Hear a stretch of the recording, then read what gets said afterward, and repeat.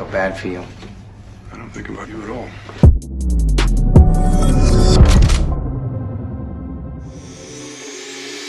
What's up, guys? It's your boy, Benny. Tucker Carlson's firing from cable news has caused an earthquake that has shaken the very foundations of media, and it's bringing out a lot of drama. Some of that drama comes from former Fox News hosts, very famous ones, very important ones. Megyn and Kelly used to have the top-rated show at Fox News. She knows a thing or two about the network, and earlier this week, she tweeted this: "Not one of these women could solo host a show and get ratings. Not one. They are and always will be ensemble players. Their jealousy is on full display here, and ideological hatred." And what is she talking about? Well, I'm blocked from Brian Stelter's account. This was Brian Stelter tweeting out a video of The View celebrating Tucker Carlson's firing from Fox News. And it's a cringeworthy clip, so I'm not even going to play it for you. We have it. They all cheer, right? It's like all these nasty, old, postmenopausal ladies from the Upper East Side, Chardonnay Xanax, unhappy grandmas. Anyway, Keith Olberman responded to Megyn Kelly. Keith Olberman up in the Menchies. What would you know about successfully hosting a show? Fired by Fox, fired by NBC. You're 0 for 2. You couldn't get a job cleaning a studio at The View. Oh my. Oh my. So that is a spicy meatball from Keith Olberman there to Megyn Kelly, who actually does have a very successful YouTube channel, podcast, and so on and so forth. Megyn Kelly, however, did one better and decided to pour steaming molten lava into the eye sockets of Keith Olberman while placing him in a body bag in the East River. Check this out. Keith Olberman was saying similar things, comparing Tucker to a Nazi. He also, for good measure, decided to tweet about me because I said Tucker is going to be better off without Fox, and said something to the effect of, "You got fired from Fox and NBC. What would you know about it?" So first of all, you misstate the circumstances of my departure from NBC, sir. That's all I'm allowed to say about it. And as for Fox, there were widely reported facts that I was offered $100 million to stay there. But the record's very clear that I left voluntarily because I wanted to raise my family, something you don't know anything about, because no one would marry you and you have no children. You have a cold, lonely life in which you become a bitter, bitter man, something I wouldn't know anything about because my life is joyful and I've managed to raise my own children. And someday I hope you have that pleasure, but I don't have high hopes it's going to happen. Yikes. Oh, I am stinging from that. I don't know Megyn Kelly. I don't have personally anything against her. She had a little back and forth with Trump a couple of years ago. A lot of people don't like her for that. Whatever. Okay, Megyn Kelly, stinger, coming back, swinging. Wow. Holy cannoli. That is a absolute body bag there. Keith Olberman responding, "Why is Megyn Kelly in tears over me? Does anybody know? I'd bring this up on my show, but nobody in my audience would remember who she used to be. Derp."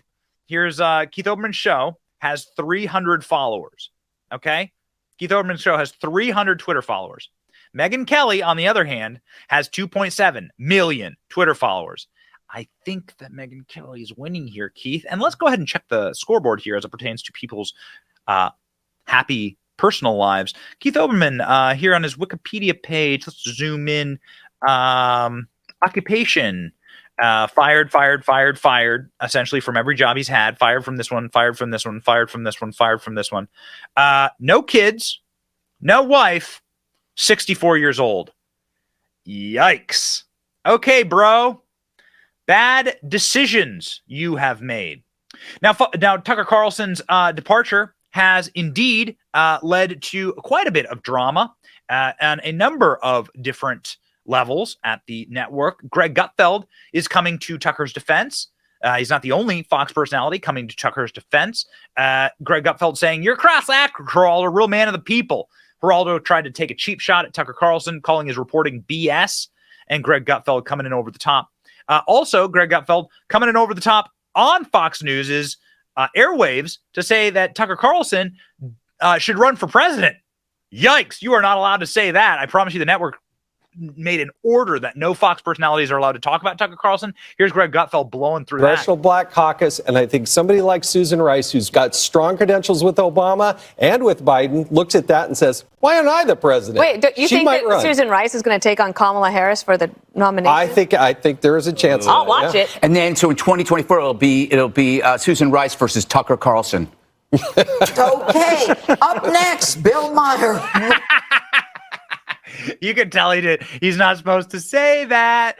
Now, here is Bill O'Reilly, the man whose time slot was taken by Tucker Carlson, not because Tucker was trying to angle to get Bill O'Reilly fired or anything, but because Bill O'Reilly had some scandals of his own at the time, whatever. Bill O'Reilly was back on cable news saying this about Tucker and Fox and the relationship in what he says, the worst industry in America. As every day in the TV news business, the producers of the Tucker Carlson program and all other news shows were having their morning meeting, laying out what was going to be on this evening. All right. In the middle of that meeting, they got word that their host was not coming to work ever again. Carlson, because of the impending litigation, was harpooned this morning. Carlson didn't know. I mean, it wasn't like it was a discussion. Same thing with Lemon at CNN. He didn't know. It just happened. And that's nobody cares about the nature of television news, the most wicked industry in the United States of America. The most wicked industry in the United States of America. I find it ironic that he's talking to Chris Cuomo there. Also harpooned. But you could argue, of course, for actual real and good reasons. He's a predator protector for sure. This creepy governor brother. Fox News bloodbath, 8 p.m. viewership cut in half after Tucker's departure. This is a contagion that is affecting every show at Fox. Every show is down. Hundreds of thousands, if not millions of viewers. Tucker's time slot is down by half. Yikes. Does Fox survive? Well, let's turn to Megyn Kelly, because she has insight on these things. She describes what is actually happening behind the scenes here with Tucker Carlson. We thought this was pretty interesting. Take it away. Tucker Carlson hasn't actually been fired. He's still an employee of the Fox News Channel. What happened was Suzanne Scott called him, she's the CEO, on Monday morning and said he was not going to be allowed to do any more shows and that he had been kicked out of his company email, and now they're going to have to negotiate an exit. Some reporting to me suggests that she said it's going to be an amicable parting, right? Isn't it?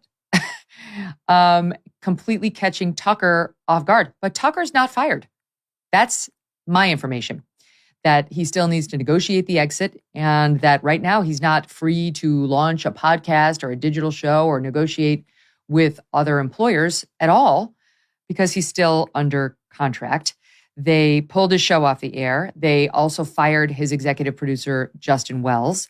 And though he tried to find out why, they wouldn't tell him. They refused to tell him why. I mean, to me, that's just so disheartening. He's been at the company for years. He'd been in the prime time for 7 years and saw Fox News through one of the most difficult times in its history, the immediate era post Roger Ailes, where they didn't know left from right. They didn't know up from down. They really didn't have strong management leading the company. And they had lost two of their biggest stars, Bill O'Reilly and me, at least at that time. So Tucker takes over. It's a huge order, that he was given, and he did it. He smashed the ball out of the park, and he took a lot of risks, and he was heterodox. He pushed against the orthodoxy on so many different things. And typically Fox News liked that. So why? Why now? What was it that led them to treat their number one star with such disdain? I mean, dripping disdain, to the point where he can no longer access his email. He doesn't get to tell his own team. He doesn't get to say goodbye. I mean, it's absolutely disrespectful to him. And unlike Don Lemon, he hadn't been immersed in controversy after controversy inside the building against his own colleagues. Yes, the leftist media had been coming after him repeatedly. And in the case of Dominion, to some extent, lawyers, though he wasn't their primary focus. So what was it? What would make your own company turn against you like that? The Fox News audience is clearly mad, and I don't blame them. It'll be interesting to see what the ratings were for the 8 p.m. hour last night. Brian Kilmeade hosted it. It's a rotating cast for now. And we'll see what they decide to do there. It's not Brian's fault. I mean, here's Brian, FYI. Here he is in a moment where he is kind of acknowledging what happened. I'll just play you the 14 seconds. It's SOT 21. Hi, everybody, and welcome to Fox News Tonight. I am Brian Kilmeade. As you probably have heard, Fox News and Tucker Carlson have agreed to part ways. I wish Tucker the best. I'm great friends with Tucker and always will be. But right now, it's time for Fox News Tonight, so let's get started. Kilmeade's a sweet guy, and he's a company man. I'm sure he wasn't thrilled to be asked to do that show on that particular day, but he did it. He's a loyal employee. And Fox News is banking on its audience not leaving it, on its audience being more in love with the Fox News brand than they were with Tucker. And we'll see. We'll see whether or not that's true. But I just think the way they handled it was disrespectful and gross. And I think Tucker Carlson deserved better.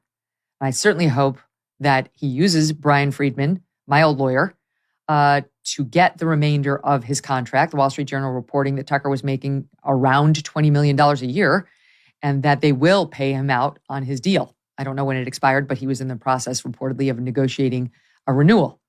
So they should pay him out and they should let him out of his non-compete so he can go out there and get his voice on the air now when his audience will most be missing it. Joining me now to discuss both media shakeups, the one at Fox, the one at CNN. And by the way, NBC Universal fired its head honcho as well for an alleged affair with an underling, is the brilliant Victor Davis Hanson, senior fellow at the Hoover Institution and host of the Victor Davis Hanson. Thank you for watching. Our channel's here to meme the libs until they cry and then to meme them crying. Their tears, they taste just like sweet, delicious ice cream. Salty, too.